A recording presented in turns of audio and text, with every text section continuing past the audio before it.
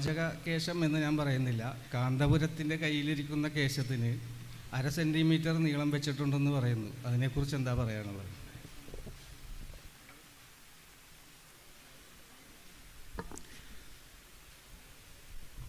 അതിനെ സംബന്ധിച്ച് സൂചിപ്പിക്കാനുള്ളത്, നമ്മുടെ രാജ്യത്തെ ഏതെങ്കിലും തരത്തിൽ ഈ തട്ടിപ്പിന് കേസെടുക്കുമെങ്കിൽ ഉറപ്പായും കേസെടുക്കേണ്ട വിഷയമാണത് എന്നുള്ളതാണ് സൂചിപ്പിക്കാനുള്ളത്. കാരണം വെച്ചാൽ ഒരു മുസ്ലിമിനെ സംബന്ധിച്ചിടത്തോളം ആ മുസ്ലിമിൻ്റെ ജീവിതത്തിൽ അവർക്ക് ഏറ്റവും അധികം പ്രയാസമുണ്ടാക്കുന്ന, ബുദ്ധിമുട്ടുണ്ടാക്കുന്ന നിലക്കാണ് അബൂബക്കർ മുസ്ലിയാർ 94 വയസ്സായി എന്നാണ് പറയണത്. അപ്പോൾ ഈ സന്ദർഭത്തിൽ തസ്ബീഹും തഹ്മീദും തഹ്ലീലും ഇസ്തിഗ്ഫാറും ഒക്കെ ആയിട്ട് കഴിയേണ്ട സമയമാണ്. യഥാർത്ഥത്തിൽ മനസ്സിലാക്കണം, അള്ളാഹു തിരിഞ്ഞു നോക്കൂല എന്ന് പറഞ്ഞൊരു കൗമ് കൂട്ടത്തിൽ എണ്ണിയാണ് ഷെയ്ഖുൻ സാൻ എന്ന് നബി പറഞ്ഞത്. ഷെയ്ഖുൻ സാനിൻ, അള്ളാഹ് നോക്കൂല, മിണ്ടൂല എന്ന് പറഞ്ഞ ആളാ. കാരണം വയസ്സായിട്ട് മൂപ്പര് മാറാൻ ഒരുക്കല്ല. മനസ്സിലാക്കണം. കാരണം വെച്ചാൽ വ്യാജം എന്ന പേര് ചേർത്തുകൊണ്ട് വളർന്ന ഒരു മുസ്ലിയാർ എന്നല്ലാതെ ചുരുങ്ങിയ വാക്കുകളിൽ പരിചയപ്പെടുത്താൻ, അതൊരു വ്യക്തി ആക്ഷേപമായിട്ട് ആരും മനസ്സിലാക്കരുത്. വ്യക്തി ആക്ഷേപമല്ല, നേരെ മറിച്ച് അദ്ദേഹവും അദ്ദേഹത്തിൻ്റെ മകനും ഈ ഉമ്മത്തിനെ കാണുന്നൊരു കാഴ്ചയുണ്ട്. അത് പരസ്യമായി അദ്ദേഹത്തിൻ്റെ മകൻ പ്രഖ്യാപിച്ചിട്ടുണ്ട്. ഇതൊരു മാർക്കറ്റാണ് എന്നാണ് അയാളുടെ പ്രയോഗം തന്നെ. അബൂബക്കർ മുസ്ലിയാരുടെ മകൻ്റെ പ്രയോഗം തന്നെ ഇതൊരു മാർക്കറ്റാണ് എന്ന് വെച്ചാൽ, ഈ ഉമ്മത്തിൻ്റെ മുഖത്ത് നോക്കിയിട്ട് അദ്ദേഹം നോക്കിക്കാണുമ്പോൾ അദ്ദേഹം പറഞ്ഞത് ഇതൊരു ചന്തയാണ് എന്നാണ്. എന്നിട്ട് അദ്ദേഹം പറഞ്ഞു 10 ലക്ഷത്തിലധികം മെമ്പർമാർ SYS-നുണ്ട്. മനസ്സിലാക്കണം. എന്നിട്ട് അദ്ദേഹം ഒരു ചരക്ക് വിൽക്കുന്നതിനെ സംബന്ധിച്ചാണ് പറയുന്നത്. അദ്ദേഹം നടത്താൻ പോണ ഒരു പദ്ധതിയെക്കുറിച്ചാണ് പറയുന്നത്. അപ്പോൾ ഇത് നല്ലൊരു മാർക്കറ്റാണ് എന്ന് കണ്ട് വാപ്പയും മോനും നടത്തുന്ന ഏറ്റവും വലിയ വികൃതമായ ആചാരം. അത് നമ്മെ അയാൾ എന്ത് ബിസിനസ് നടത്തിയാലും പ്രശ്നമില്ല. മുഹമ്മദ് നബി സല്ലല്ലാഹു അലൈഹി വസല്ലമയെ വിറ്റ് വിപണിയിൽ കൊണ്ടുവന്ന് വിറ്റ് ഏറ്റവും വികൃതമായ കച്ചവടം നടത്തുന്ന ഒരു കള്ളക്കച്ചവടക്കാരനാണ് അദ്ദേഹം എന്ന് പറയാതിരിക്കാൻ വയ്യ. കാരണം വെച്ചാൽ നമുക്കറിയാം, ഈ അടുത്ത സമയത്ത് അദ്ദേഹത്തെ സംബന്ധിച്ചിടത്തോളം അദ്ദേഹം പറഞ്ഞു വെച്ച പല സംഗതികളും ഒന്ന് റസൂലുള്ളാഹിയുമായി ബന്ധപ്പെട്ടതാണ്. ഇതിൻ്റെ അപകടം എന്താണെന്ന് ചോദിച്ചാൽ, ഇദ്ദേഹം ആർജവമുള്ള ആളാണെങ്കിൽ, ഇവർ ഈ പറയുന്നത് സത്യസന്ധമായ കാര്യമാണെങ്കിൽ നമ്മൾ ഒന്നിലധികം തവണ ആവർത്തിച്ചു പറഞ്ഞു. ഈ അടുത്ത സമയത്ത് വാളക്കുളത്തുകാരൻ മുസ്ലിയാരോട്, അതിനു മുമ്പ് മൂവാറ്റുപുഴയിൽ വെച്ചുകൊണ്ട് ഒക്കെ ആവർത്തിച്ച് പറഞ്ഞൊരു കാര്യമുണ്ട്. എന്താണെന്ന് ചോദിച്ചാൽ, ഇവർ പൊതുവായ ഒരു സംവാദത്തിന് തയ്യാറാവണം. കാരണം ഇവർ കളിക്കുന്നത് റസൂലുള്ളാഹിയെ കൊണ്ടാണ്, മുഹമ്മദ് നബിയെ കൊണ്ടാണ്. ഞങ്ങളെ സംബന്ധിച്ചിടത്തോളം ഞങ്ങൾ തെളിയിക്കാം, അബൂബക്കർ മുസ്ലിയാർ കൊണ്ടുവന്ന് വെച്ചു എന്ന് പറയുന്ന, അദ്ദേഹത്തിൻ്റെ കയ്യിലുണ്ട് എന്ന് പറയുന്ന ആ കേശം അത് വ്യാജമാണെന്നും അത് റസൂലുള്ളാഹിൻ്റെതല്ലെന്നും അത് റസൂലുള്ളാഹിൻ്റെതാണെന്ന് വിശ്വസിച്ചാൽ അവൻ മതത്തിൽ നിന്ന് പുറത്താണെന്നും ഞങ്ങൾ തെളിയിച്ചു കൊടുക്കാം. അതിന് സംവാദത്തിന് തയ്യാറാവണം എന്നാണ് ഞങ്ങൾ ആവശ്യപ്പെട്ടത്. ഇവർ ധാർമ്മികതയുള്ളവരാണെങ്കിൽ, അതല്ലെങ്കിൽ കൂറുള്ളവരാണെങ്കിൽ, സത്യസന്ധതയുള്ളവരാണെങ്കിൽ ഒരു സംവാദത്തിന് ഇവർ തയ്യാറാകണ്ടേ? 10-13 കൊല്ലങ്ങളായല്ലോ ഇത് തുടർന്ന് വരുന്നത്. 10-13 കൊല്ലങ്ങളായി ഇത് ആവർത്തിക്കുന്നു.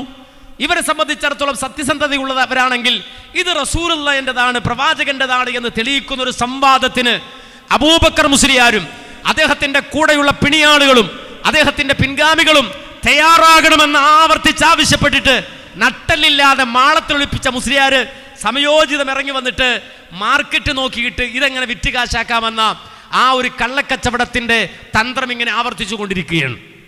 മനസ്സിലാക്കണം, ഇതൊരു മുസ്ലിമിൻ്റെ ബാധ്യതയാണ്. കാര്യം റസൂലുള്ളാഹിയെ മാർക്കറ്റിൽ വെച്ച് വിൽക്കാൻ സമ്മതിക്കരുത്. കാര്യം റസൂലുള്ളാഹിയെ ഇത്രമാത്രം നിന്ദിച്ച ഒരു മനുഷ്യൻ ലോകത്തുണ്ടോ? നമുക്കറിയാം, 93 കാലഘട്ടങ്ങളിൽ CV ചെറിയാൻ പ്രവാചകനെതിരെ പുസ്തകം എഴുതിയപ്പോൾ ഇവിടെ നിന്ന് വണ്ടി വിളിച്ചു പോയവരാണ് മുസ്ലിങ്ങൾ, അല്ലേ? ഒരു വെള്ളിയാഴ്ച ദിവസം ഞാൻ ഓർക്കുകയാണ്, CV ചെറിയാനെതിരെ മുദ്രാവാക്യം വിളിച്ചവരാണ് മുസ്ലിങ്ങൾ. തസ്ലീം അനസ്രീനെതിരെ മുദ്രാവാക്യം വിളിച്ചവരാ മുസ്ലിങ്ങൾ. എന്തേ കാരണം? മുഹമ്മദ് നബി അപമാനിച്ചു എന്നതിൻ്റെ പേരിൽ. ഇടമറുക് അള്ളാഹുവിൻ്റെ റസൂലിനെ അപമാനിച്ചതിനേക്കാൾ വലിയ അപമാനിക്കലാണ് അബൂബക്കർ മുസ്ലിയാർ നടത്തിക്കൊണ്ടിരിക്കുന്നത്. കാരണം വെച്ചാൽ ഇദ്ദേഹം പറയുന്ന വാചകങ്ങൾ നിങ്ങൾ ശ്രദ്ധിച്ചോ, ഇത് റസൂലുള്ളാഹിയുടേതാണ്, റസൂലുള്ളാഹിയുടേതാണ്. അബൂബക്കർ മുസ്ലിയാരോട് ചോദിക്കും, നിങ്ങൾക്ക് ആരാണ് ഇത് തന്നത്? ആരാ നിങ്ങൾക്ക് ഇത് തന്നത്? അദ്ദേഹം പറയും, ഹസർജി തന്നതാണ്. പിന്നെ ആരാ തന്നത്? ജാലിയാവാല തന്നതാ. അതെ, ഹസർജിക്കാരാ കൊടുത്തത്, ജാലിയാവാല കൊടുത്തതാ. ഈ ജാലിയാവാല എവിടെ? നിങ്ങൾക്ക് മുടി തന്ന ജാലിയാവാല എവിടെ?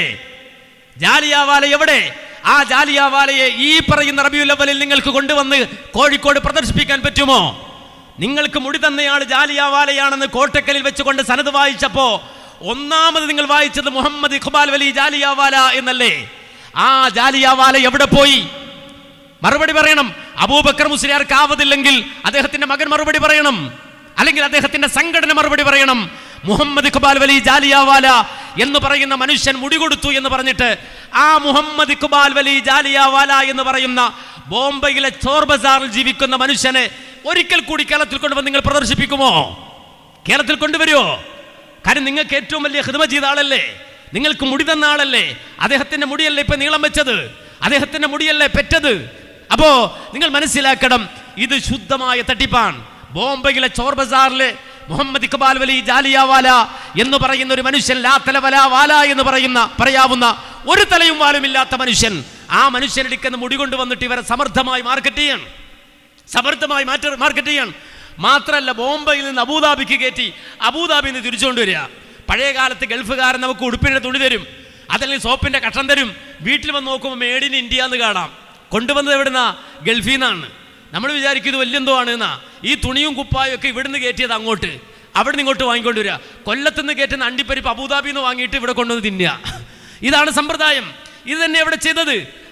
അതായത് നമ്മുടെ ബോംബെയിലെ ചോർ ബസാറിൽ ജീവിക്കുന്ന ജാലിയാവാല കട്ടിലിനടിയിൽ സൂക്ഷിച്ചു വെച്ച മുടിക്കെട്ടിൽ നിന്ന് ഒന്നോ രണ്ടോ മുടി അതിവിടുന്ന് നേരെ അബുദാബിക്ക് കൊണ്ടുപോയി കൊടുത്തിട്ട് അവിടുന്ന് ഒരു അറബിയെ കോഴിക്കോട്ട് കൊണ്ടുവന്ന് വാങ്ങിയെടുക്കുക.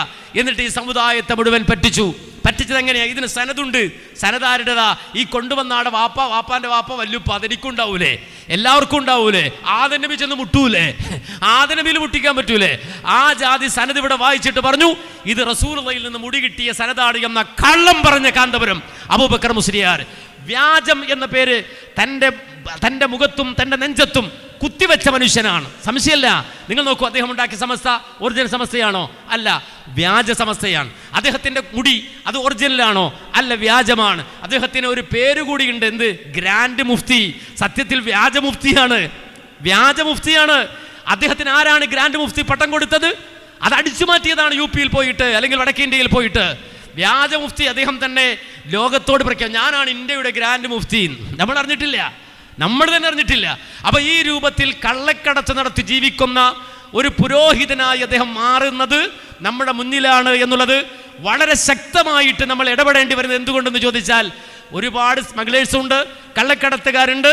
അവരെ സംബന്ധിച്ചിടത്തോളം അവരവരുടെ ലോകത്ത് ജീവിക്കുന്നു. പക്ഷേ ഇദ്ദേഹം കടത്തുന്നത് ദീനായതുകൊണ്ട് മാത്രമാണ് നമുക്ക് ഇടപെടേണ്ടി വരുന്നത്.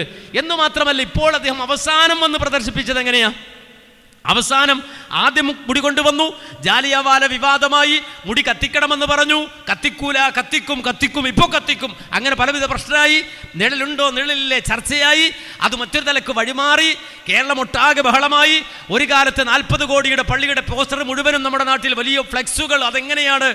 കൊല്ലച്ചു നിൽക്കുന്ന അടക്ക അതിൻ്റെ കവുങ്ങുകൾ വെട്ടിക്കൊണ്ട് വന്നിട്ട് റോഡുമ്മേൽ 6ഉം 10ഉം ഒക്കെ നിരത്തി വെച്ചിട്ട് അവിടെ ഇതാ തിരുകേശത്തിനൊരു ഉത്തമ കേന്ദ്രം എന്ന് പറഞ്ഞ് 40 കോടി പറഞ്ഞ് 400 4000 കോടിയോ ഒക്കെയായി വാപ്പയും മകനും ബിസിനസ് നടത്തി അത് വലിയൊരു സൗധമാക്കി കെട്ടി ഉയർത്തിയിട്ട് ഇപ്പം അത് ചെറുതായിട്ട് മങ്ങി വരുന്നു എന്ന് കണ്ടപ്പോൾ വീണ്ടും പറയുന്നു മുടി വളരുകയാണ്, പൊടി വന്നിട്ടുണ്ട്, മാത്രമല്ല തുപ്പൽ വെള്ളമുണ്ട്. അങ്ങനെ ഈ ജാതി ഓരോ സാധനം ഇദ്ദേഹം ശരിക്കും ഒരു ആക്രി കച്ചവടക്കാരനാണ്. നമ്മുടെ മോൺസൺ ആക്രിയെ പോലെ ഇയാളൊരു ആക്രി കച്ചവടക്കാരനാണ്. ആക്രി സാധനങ്ങൾ കൊണ്ടുവരും. നൂഹ് നബിയുടെ കപ്പല്, അതുപോലെ അബൂബക്കർ സിദ്ദീഖിന്റെ ബോട്ട്, അതുപോലെ ഖാലിദ് ബിൻ വലീദിന്റെ കോട്ട്, അതുപോലെ തന്നെ ജനലിലെ പൊടി, അങ്ങനെയുള്ള സാധനങ്ങളെ മൂപ്പര് കൊണ്ടുവരിക. ഈ മോൺസൺ നമ്മുടെ നാട്ടിൽ നടത്തിയ തട്ടിപ്പ്. മോൺസന്റെ കയ്യിൽ മൂസാ നബിയുടെ വടിയുണ്ടായിരുന്നു, മനസ്സിലാക്കണം. മോൺസന്റെ കയ്യിൽ മൂസാ നബിയുടെ വടിയുണ്ടായിരുന്നു. അത്രത്തോളം അബൂബക്കർ മുസ്ലിയാർ എത്തിയിട്ടില്ല. പക്ഷെ മോൺസൺ അബൂബക്കർ മുസ്ലിയാരും അല്ല, അബൂബക്കർ മുസ്ലിയാർ മോൺസനും അല്ല. അബൂബക്കർ മുസ്ലിയാരുടെ കയ്യിൽ മതമുണ്ട്, ദീനുണ്ട്, പള്ളിയുണ്ട്, അതുപോലെ തന്നെ അതിൻ്റെ സദസ്സുണ്ട്, തലയെ കെട്ടിയ ഉസ്താദുമാരുണ്ട്. അത്രത്തോളം എത്താൻ മോൺസന് കഴിഞ്ഞിട്ടില്ല. നേരെ മറിച്ച് മോൺസൺ അറബി കോളേജിലോ ദറസിലോ പോയിരുന്നെങ്കിൽ അബൂബക്കർ മുസ്ലിയാരുടെ മുകളിൽ തന്നെ മോൺസൺ ഉണ്ടാകുമായിരുന്നു എന്ന് നമ്മൾ മനസ്സിലാക്കേണ്ടതുണ്ട്. ഈ ജാതി തട്ടിപ്പുകളാണ് നടത്തുന്നത്. എന്നിട്ട് ഏതെങ്കിലും കിതാബുകൾ കൊണ്ടുവരും, എന്നിട്ട് അതിലെ ഉദ്ധരണികൾ ഇങ്ങനെ വായിക്കുകയാണ്. എന്നിട്ട് ഇപ്പോൾ അവസാനം വായിക്കുകയാണ് ബിഹാറുൽ അൻവാർ എന്ന കിതാബ്, ജവാഹിറുൽ ബിഹാർ എന്ന കിതാബിലെ മൗലവി ഉണ്ട്. എന്താ അതിൽ വായിച്ച് പറയ് എന്താ അതിലുള്ളത്? വഖ്ബർനി ഐലൻ അന്ന തിൽക ശഅറത വറുബ്ബമാ തതഹറകു ബിനഫ്സിഹാ വഅന്നഹു റആഹു ദാലിക വഅന്നഹു അഖ്ബറഹു മിൻ ഇൻദിഹി മൻ ഇൻദഹു ബഅദു ശഅറാതി അന്നഹു തതൂലു വയതവല്ലദു മിൻഹാ ശഅറുൻ വഗൈറുഹാ.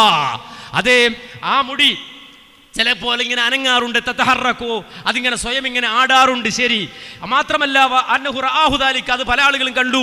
അതെ, അത് കണ്ട ആളുകളുണ്ട്. വഅന്നഹു അഖ്ബറഹു മൻ ഇൻദഹു ബഅദു ശഅറാത്തി അന്നഹാ തതൂലു, അതെ നീളുന്നുണ്ട് ആ മുടി. അതുപോലെ തന്നെ വയതവല്ലദു, പെറുന്നുണ്ട്, മുടി പെറ്റ കുട്ടിയുണ്ട്, മുടിക്കുട്ടിയുണ്ട്, മുടിപെറ്റ മുടിക്കുട്ടിയുണ്ട്. ചോദിക്കട്ടെ, ഈ പറയുന്ന യൂസുഫ് നബ്ഹാനിയുടെ ജവാഹിറുൽ ബിഹാറിൽ പറഞ്ഞ മുടി എവിടുത്തെ മുടിയാ? എവിടുത്തെ മുടിയാ? ഈ പെറ്റ മുടി എന്ന് പറഞ്ഞ മുടി എവിടുത്തെ മുടിയാ? നീണ്ട മുടി എന്ന് പറഞ്ഞ മുടി എവിടുത്തെ മുടിയാ? ഈ കിതാബ് ഉദ്ധരിച്ചിട്ടാണ് പറയുന്നത്. രണ്ട് കാര്യം അറിയണം ഇവിടെ.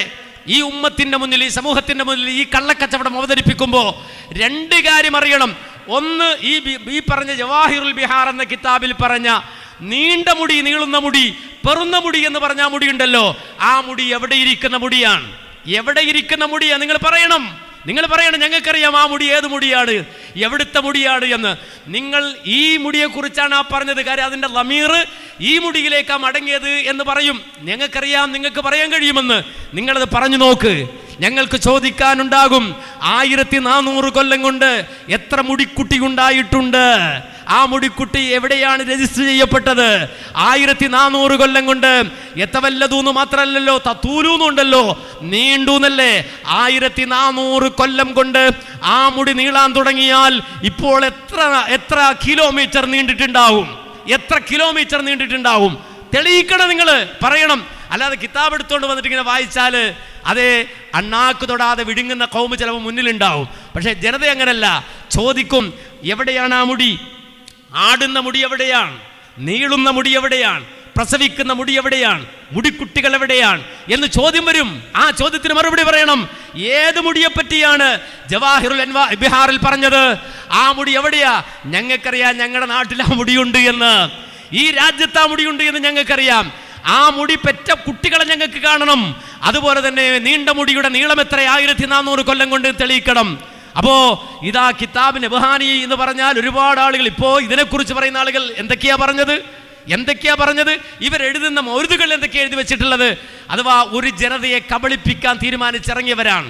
ഒരു ജനതയുടെ വിശ്വാസത്തെ ചൂഷണം ചെയ്യാൻ ഇറങ്ങിയ ആളുകളാണ്. ഒരു ഉമ്മത്തിന്റെ ഈമാനിനെ വിറ്റ് കാശാക്കാൻ തീരുമാനിച്ച ഖൗമാണ്. അതുകൊണ്ട് തന്നെ റസൂലുള്ളയെ മറ്റുള്ളവരെ കൊണ്ട് തെറി പറയിക്കുവാനുള്ള ഇവന്റെ അടവ് ഇനി കേരളത്തിൽ നടപ്പാവുകയില്ല.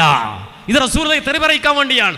പണ്ടിങ്ങനെ മുടി വന്നപ്പോഴാണ് ഒരു രാഷ്ട്രീയ നേതാവ് പറഞ്ഞത്, ആരുടെയും ബോഡി വേസ്റ്റ് കൊണ്ട് നടക്കണ്ട എന്ന്. നിങ്ങൾ ആലോചിച്ച് നോക്കൂ. മതവിശ്വാസം ഇല്ലാത്ത, ദീനറിയാത്ത മനുഷ്യരെ കൊണ്ട് ചീത്ത വിളിപ്പിക്കുകയാണ്. ആക്ഷേപം റസൂലുള്ളയിലേക്ക് കൊടുക്കുകയാണ്. ഇവർക്ക് ചെലവില്ല. ഇവർക്ക് മുടിവെള്ളം കുടിക്കാൻ ആൾ വരും, പൊടിവെള്ളം കുടിക്കാൻ ആൾ വരും, കലക്കുവെള്ളം കുടിക്കാൻ ആൾ വരും. അത് വരുത്താൻ വേണ്ടിയാണ് ഈ പരിശ്രമം നമ്മൾ മനസ്സിലാക്കേണ്ടതുണ്ട്. അതുകൊണ്ട് തന്നെ ഈ കള്ളക്കച്ചവടം കേരളത്തിൽ അനുവദിച്ചുകൂടാ. ഇത് ഏതെങ്കിലും ഒരു സംഘടനയുടെ വിഷയമല്ല, ഏതെങ്കിലും ഒരു സംഘടനയുടെ അല്ലെങ്കിൽ ഒരു പാർട്ടി പ്രശ്നമല്ല. ഇതെന്റെ ഈമാനിന്റെ വിഷയമാണ്. അതല്ലെങ്കിൽ അബൂബക്കർ മുസ്ലിയാരും മകനും പരസ്യമായി പറയാൻ ധൈര്യമുണ്ടോ? ഞങ്ങൾ കൊണ്ടുവന്ന് സൂക്ഷിച്ച മുടിയുടെ ഉടമയാണ് ഞങ്ങളുടെ നബി.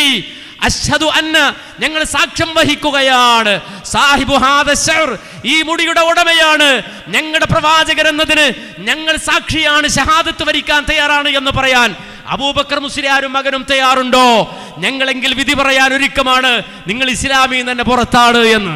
കാരണം അത് റസൂലുള്ളയുടേതല്ല, പ്രവാചകന്റേതല്ല എന്ന് നമ്മളെക്കാൾ അറിയുന്നവനാണ് അബൂബക്കർ മുസ്ലിയാരും മകനും. പേരോടും പൊന്മളയും. അതുകൊണ്ടാണ് അവരുടെ ഫോൺ ക്ലിപ്പുകളും അവരുടെ സംഭാഷണങ്ങളും ഒക്കെ പുറത്തു വന്നത്. അവർ തന്നെ ഇതിനെ ആക്ഷേപിക്കുകയാണ്. ഇതൊരു കോമാളിക്കളിയായിട്ട് കാണുകയാണ്, വാപ്പാമോൻ കളിയായി കാണുകയാണ്. ആര്? പേരോടും അതുപോലെ തന്നെ ഈ പറയുന്ന പൊന്മള അബൂബക്കർ അബ്ദുൽ ഖാദർ മുസ്ലിയാർ അടക്കമുള്ള ആളുകൾ പരിഹസിക്കുകയാണ്, ആക്ഷേപിക്കുകയാണ് ഈ മുടിയെ. എന്നിട്ട് ഉമ്മത്തിന്റെ മേൽ അതടിച്ചേൽപ്പിക്കുകയാണ്. ഞങ്ങൾ ചോദിച്ചു, ആവർത്തിച്ച് ചോദിക്കുന്നു, അബൂബക്കർ മുസ്ലിയാർ ഒരു പ്രസ്ഥാനത്തിന്റെ നേതാവാണെങ്കിൽ, അദ്ദേഹം ദീനറിയുന്ന ആളാണെങ്കിൽ, അദ്ദേഹത്തിന്റെ ആയിരക്കണക്കിന് ശിഷ്യന്മാർ ഇവിടെ ഉണ്ട് എന്ന് പറയുന്നുവല്ലോ, എങ്കിൽ അവർ ഉത്തരവാദിത്തത്തോടെ ഈ വെല്ലുവിളി ഏറ്റെടുത്ത് ഒരു സംവാദം പരസ്യമായി നടത്താൻ ധൈര്യമുണ്ടോ എന്ന് വെല്ലുവിളിച്ചുകൊണ്ട് ചോദിക്കുകയാണ്. ഈ ദീനിനോട് കൂറുണ്ടെങ്കിൽ, നിങ്ങളുടെ പ്രവാചകന്റെ മുടി എന്ന പേരിൽ കൊണ്ടുവന്നത് അത് റസൂലുള്ളയുടേതാണ് നിങ്ങൾക്ക് ഉറപ്പുണ്ടെങ്കിൽ അത് ധൈര്യത്തെ ഏറ്റെടുക്കാൻ നിങ്ങൾ തയ്യാറാകണം. ഞങ്ങൾ പറയുന്നു, മുഹമ്മദ് നബി സല്ലല്ലാഹു അലൈഹി വസല്ലമയുടെ മുടിയല്ലത്, ഞങ്ങളുടെ പ്രവാചകന്റെ മുടിയല്ലത്. അത് ഞങ്ങളുടെ പ്രവാചകന്റെ മുടിയല്ലെന്ന് മാത്രമല്ല, തിരിച്ചു ഞങ്ങൾ നിങ്ങളോട് ചോദിക്കട്ടെ, നിങ്ങളുടെ കയ്യിലുള്ള മുടിയുടെ ഉടമയാണ് നിങ്ങളുടെ പ്രവാചകനെന്ന് സാക്ഷ്യം വഹിക്കാൻ നിങ്ങൾ ഒരുക്കമുണ്ടോ? എങ്കിൽ റസൂലുള്ളാഹിന്റെ റിസാലത്തിൽ വഞ്ചന കാട്ടിയ അതേ മിർസ ഗുലാം അഹമ്മദ് ഖാദിയാനിയെ കള്ളപ്രവാചകനായി അവതരിപ്പിച്ചതുപോലെ ഏതോ ജാഹിലിനെ അന്തിമ പ്രവാചകനായി അവതരിപ്പിക്കുന്ന ആളാണ് നിങ്ങളെന്ന് തെളിയിക്കാൻ ഞങ്ങൾ തയ്യാറാണ് എന്ന് അടക്കം പറയല്ല, അടുക്കളയിൽ പറയുകയല്ല, പരസ്യമായി 13 കൊല്ലമായി ആവർത്തിക്കുന്ന വെല്ലുവിളിയാണ്. അതുകൊണ്ട് ഈ രംഗത്ത് കച്ചവടം നടത്താൻ ഇറങ്ങിയ, ഈ സമൂഹത്തെ ചൂഷണം ചെയ്യാൻ ഇറങ്ങിയ ആളുകളോട് അള്ളാഹുവിനോട് മഅദറത്ത് പറയാൻ, ഞങ്ങളുടെ പ്രവാചകനോട് മഅദറത്ത് പറയാൻ ഈ സംഘം ഉത്തരവാദിത്തത്തോടെ പറയാണ്, അബൂബക്കർ മുസ്ലിയാർ ഈ പണി അവസാനിപ്പിക്കണം, അല്ലെങ്കിൽ മുജാഹിദുകളുമായി ഈ മുടി വിഷയത്തിൽ, ഈ മുടിയുടെ ഉടമയാണ് നിങ്ങളുടെ പ്രവാചകൻ എന്ന വിഷയത്തിൽ സംവാദം നടത്താൻ രംഗത്ത് വരണമെന്ന് ഈ പ്രസ്ഥാനത്തിന്റെ അഹ്ലുകാർ, ഈ സംഘം ഉത്തരവാദിത്വത്തോടെ ആവശ്യപ്പെടുകയാണ്. അത് ഈ ഉമ്മത്തിന് വേണ്ടിയാണ്, റസൂലുള്ളാഹിക്ക് വേണ്ടിയാണ്, അള്ളാഹുവിന് വേണ്ടിയാണ്, റബ്ബിന്റെ ദീനു വേണ്ടിയാണ്. കാര്യം വെച്ചാൽ അത്രമാത്രം ഉപദ്രവമാണ് ഈ വിഷയത്തിൽ ഉണ്ടാക്കുന്നത് എന്ന് നമ്മൾ തിരിച്ചറിയേണ്ടതുണ്ട്. നമ്മെ സംബന്ധിച്ചിടത്തോളം 100% ഉറപ്പിക്കാൻ കഴിയും. അതേ ബോംബെയിലെ ചോർ ബസാറിൽ ജീവിക്കുന്ന ജാലിയാവാല കട്ടിലടിയിൽ സൂക്ഷിച്ച മുടിയാണ്, കെട്ടിക്കിടക്കിന് മുടിയുണ്ട് അദ്ദേഹത്തിൻ്റെ കയ്യിൽ. അതിൽ നിന്ന് കൊണ്ടുവന്ന മുടിയാണ് ഇദ്ദേഹം കള്ള സനതുണ്ടാക്കി, വ്യാജ സനതുണ്ടാക്കി റസൂലുള്ളാഹിയിലേക്ക് കള്ളം പറഞ്ഞ് മൻ കദബ അലയ്യ മുതഅമ്മിദൻ ഫൽയതബവ്വഅ മഖഅദഹു മിനൻ നാർ. ഇമാം മുസ്ലിം തൻ്റെ സ്വഹീഹ് തുടങ്ങുമ്പോൾ അതിൻ്റെ തുടക്കത്തിൽ തന്നെ കൊണ്ടുവരുന്ന ഹദീസാണത്. എൻ്റെ പേരിൽ മനഃപൂർവ്വം ആരെങ്കിലും കളവ് പറഞ്ഞാൽ അവൻ നരകത്തിലെ സീറ്റ് റിസർവ് ചെയ്തു കൊള്ളട്ടെ എന്നാണ് അള്ളാഹുവിൻ്റെ റസൂല് പറഞ്ഞത്. അത്രയും ഗൗരവമുള്ള വിഷയമാണ്. ഈ മുസ്ലിയാരെ ഒരു കളി പോലെ, തമാശ പോലെ ആളാവാനും അതുപോലെ തന്നെ പത്രത്തിൽ പേര് വരാനും മീഡിയകളിൽ ചർച്ചയാകാനും ഇങ്ങനെ നടത്തിക്കൊണ്ടിരിക്കുന്നത് ഈ സമുദായത്തെ ചൂഷണം ചെയ്യുന്നത്. അതുകൊണ്ട് തന്നെ ഇതിനെ സമൂഹം തിരിച്ചറിയണം, ഉത്തരവാദിത്തപ്പെട്ടവർ തിരിച്ചറിയണം. ഈ ചൂഷണത്തിനെതിരെ ഉറക്കെ സംസാരിക്കാൻ തയ്യാറുള്ളവരുണ്ടാകണം. മുജാഹിദ് പ്രസ്ഥാനം എല്ലാ ശക്തിയും കഴിവും ഉപയോഗിച്ചുകൊണ്ട് സമൂഹത്തെ ബോധവൽക്കരണം നടത്തണം. ഈ